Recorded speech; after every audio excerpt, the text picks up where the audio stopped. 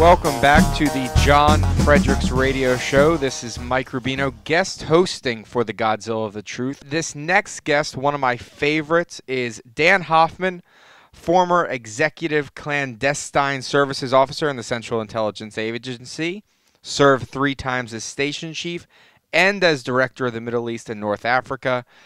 Dan is now a Fox News contributor and a dear friend. You can follow him at Dan Hoffman DC.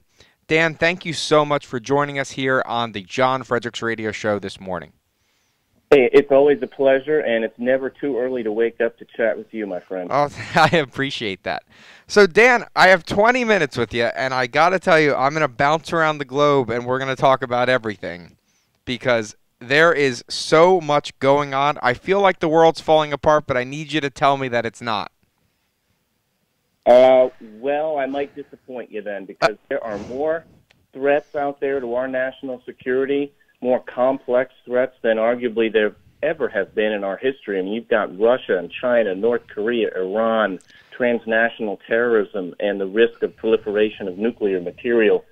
The good news, the silver lining in those dark clouds, it's job security for all the brave patriots in our intelligence community and the U.S. military and State Department and others who are out there serving on the front lines and defending our nation on our behalf. Well, before we dive into world news, let's first do topic du jour.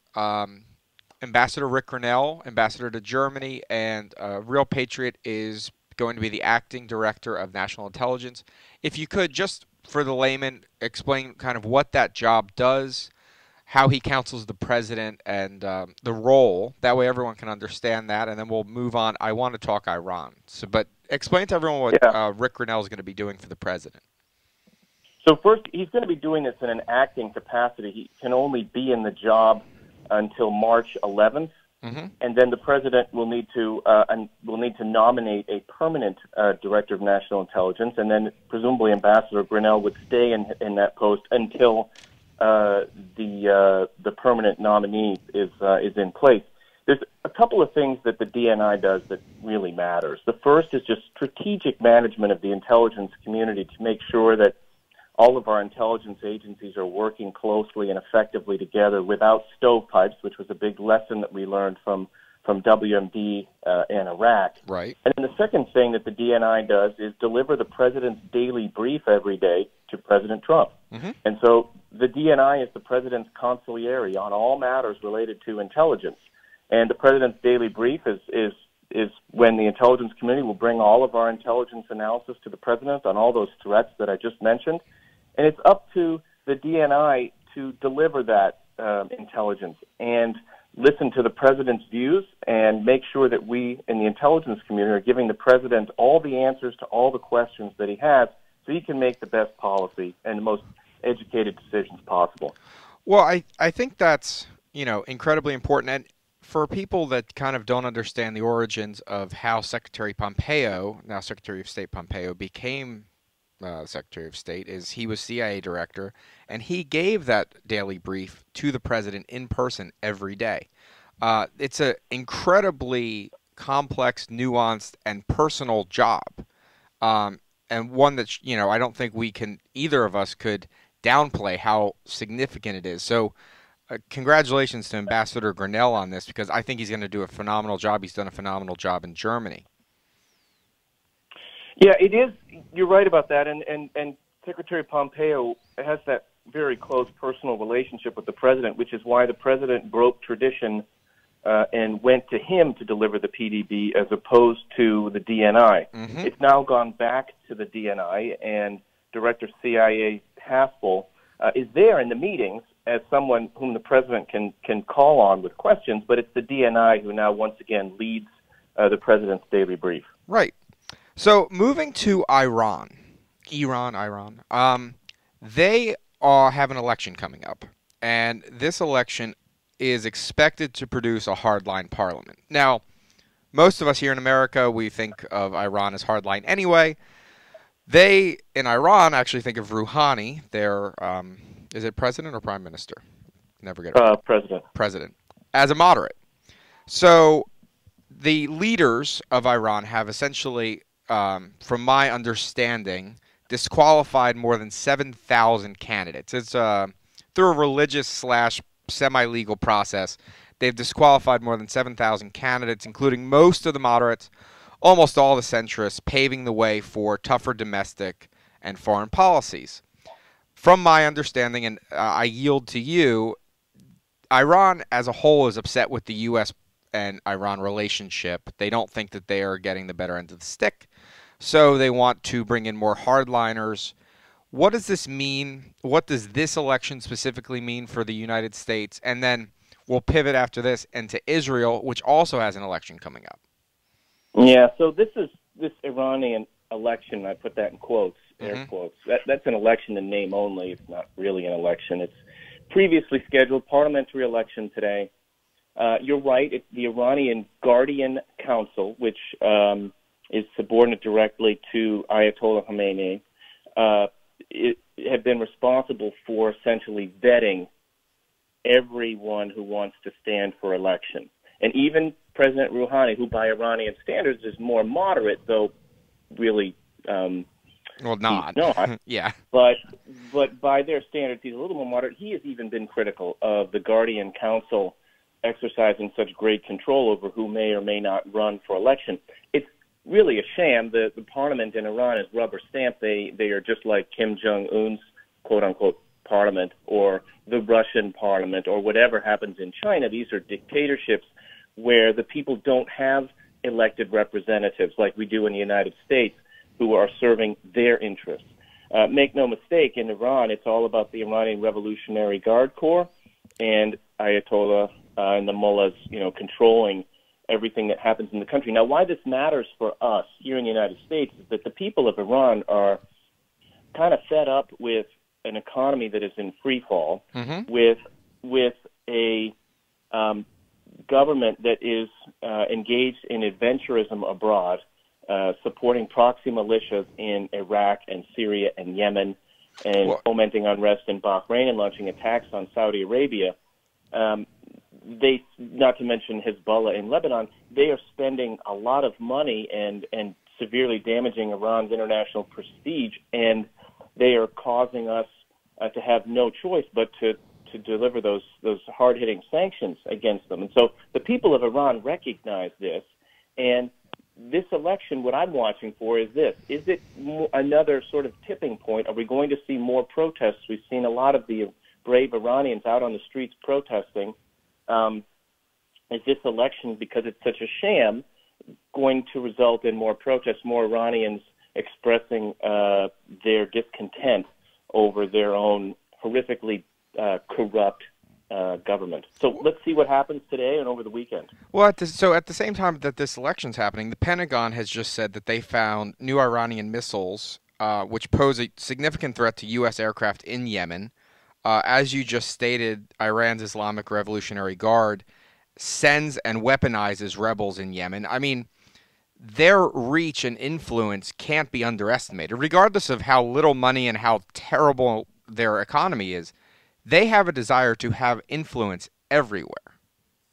Right, and where this matters to us, if you're worried about the Middle East petri dish creating Sunni extremist terrorists who could be a threat to us in the region and beyond, then, and this is going to be counterintuitive to maybe some of the listeners, you're worried about Iran because that's what they are contributing to, a state of war in the Middle East. By supporting radical Shia militants, they are giving disenfranchised Sunni no choice but to turn to more radical elements. And when you've got a war going on in places like Yemen and Syria and Iraq, it's no surprise that Al-Qaeda and other terrorist groups are gaining a foothold. And, Iran has allowed Al-Qaeda to homestead in Syria. They did that when I served in Iraq because they wanted Al-Qaeda to launch attacks against the United States, but also against defenseless Shia citizens to drive the Shia into the open arms of these proxy militants who said, we're the only ones who can defend you. So Iran is a nefarious actor, and the more we reduce their throw weight in the Middle East, the better it is, obviously, for the United States.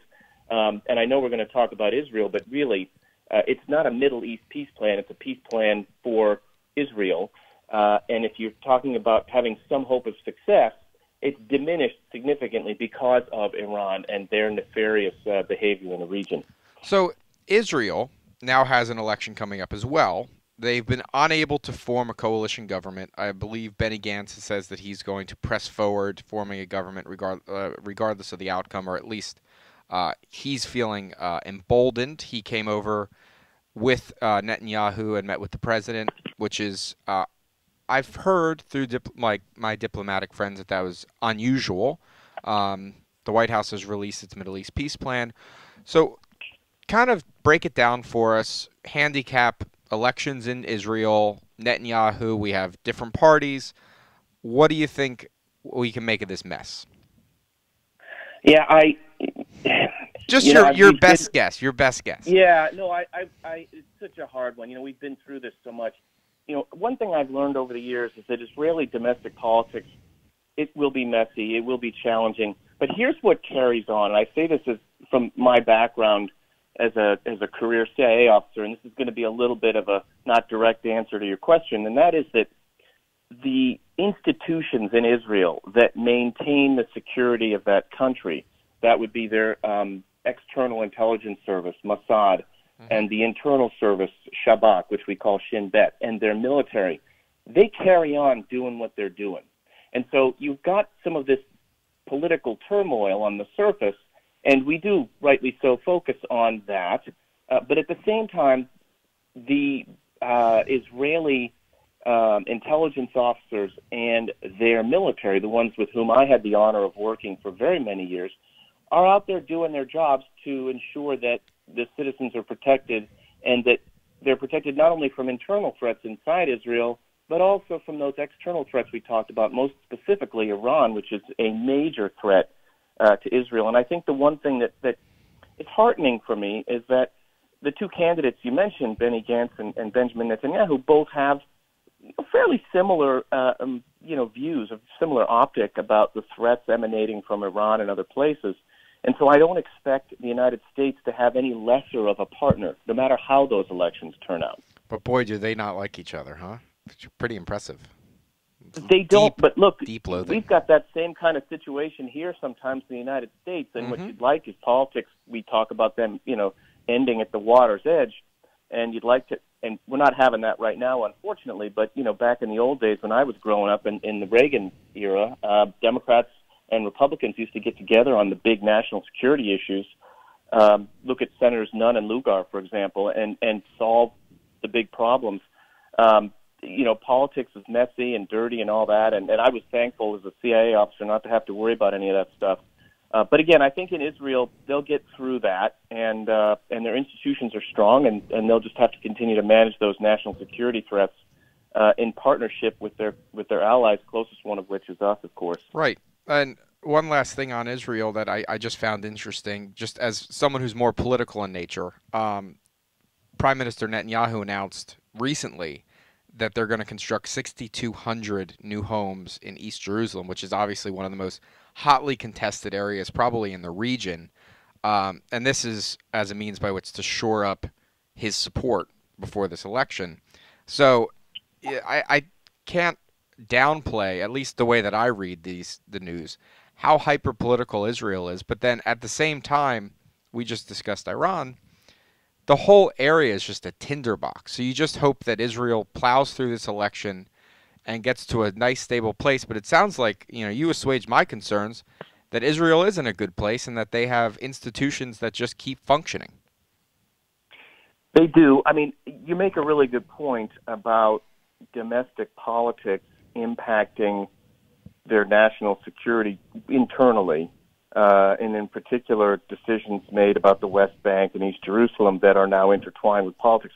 That's what happens. That's what politics are all about. Right. And so Israel and the citizens of Israel will vote about that in the upcoming elections, and we'll kind of see how that all shakes out. But for sure, it is a tinderbox. But again, the thing I would just highlight for listeners, and this is going to sound a little bit, again, it's kind of not what we often hear, but we talk about Israel and the Palestinians, and there's a lot of blame aimed at Israel. Let's just remember where they are, and remember that Qatar is providing assistance to Hamas, and right. So is Iran. and there are al-Qaeda elements and other terrorists seeking to do harm to Israel. And so they are under siege. And when we ask them to solve their internal problems with the Palestinians, we have to remember that the rest of those countries in the region haven't exactly solved their problems either. Right. And we're holding Israel to an extraordinarily high standard that I often doubt is even possible to achieve in the Middle East, because it's just so broken. I mean, which country would you like to say is in a better place than Israel right now in terms of how they, in terms of the way their own citizens have freedoms and freedom and liberty and all the rest? I mean, how about none? Yeah. So again, I'm not trying to do a whataboutism. I'm just saying that all that other stuff in the Middle East that is just broken has an impact on everything that's happening in Israel. It's all intertwined, and so that makes it a cauldron of challenge for our national security team. And good on them for taking that one on. Well, we have 3.5 minutes left, so I want to play a little game with you, Dan, if you're game. I know it's early, but let's hopscotch around the globe. Give us your hot take. I'm just going to kind of riddle some stuff off and 1 or 2 sentences on each. First, Ireland. What do you think? Are we moving towards the Troubles? Are they going to reunify? Are they going to break out into all-out war? We have Brexit. It's occurred. What do we think of Ireland? I've been tracking Brexit a little bit, and Ireland in particular. It's all about economics. I think they find a way out to manage their relationship with the European Union as well as London. That's going to be a challenge. I certainly hope they've seen enough war in Ireland. I don't think we need to be. Hopefully, they won't take that path. Hopefully. Now moving to Germany. Angela Merkel's party's falling apart. AKK, her successor, stepping down. What does this mean for Germany? I think it's a long process we've seen going back to the refugee crisis, which had such an impact on Germany's internal domestic politics. And we're seeing the rise of many in Germany, including the far right, who are just not happy with the direction that country's taking. Mm-hmm. The more moderate conservatives are on the hook to fix that, and this is clear evidence that they have a lot of work to do. It's, she's been an institution in German politics forever, and the idea that her sworn successor can't even succeed her, I mean, it is very interesting, just the internal dynamics there. Moving to Venezuela, the president had President Guaidó at the State of the Union, I think a seminal moment in U.S.-Venezuela politics. What do you make of his opportunity to accede to the presidency? What do you make of what Maduro's up to as a nefarious actor? Well, Russia has gone all in on supporting Venezuela, and at the moment, it looks like Maduro has got the staying power. Russia's really given Venezuela a lifeline.